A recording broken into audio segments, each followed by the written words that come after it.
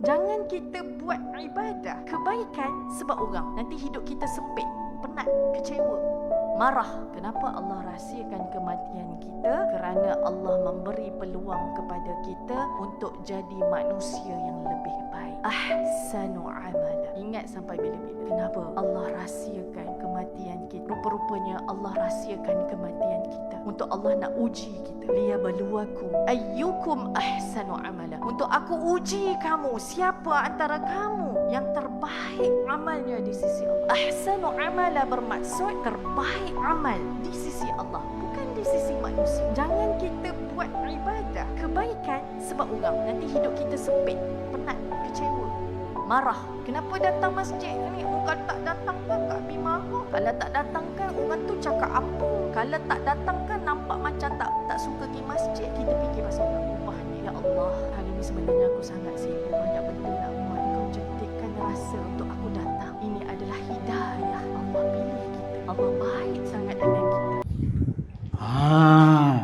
Hari ni dah infak ke belum? Kalau belum, pergi kat link di bio tau.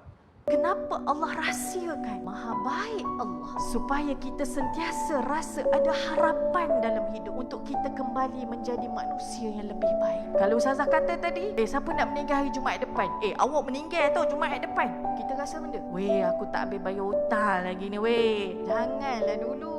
Kan? Anak pun tak habis lagi nak didik lagi ni. Anak kecil-kecil lagi. Tak sempat nak bersedia apa. Tapi Allah rahsiakan supaya kita ada harapan setiap hari untuk menjadi manusia yang lebih baik. Ya Allah, aku sedang bersiap untuk bertemu dengan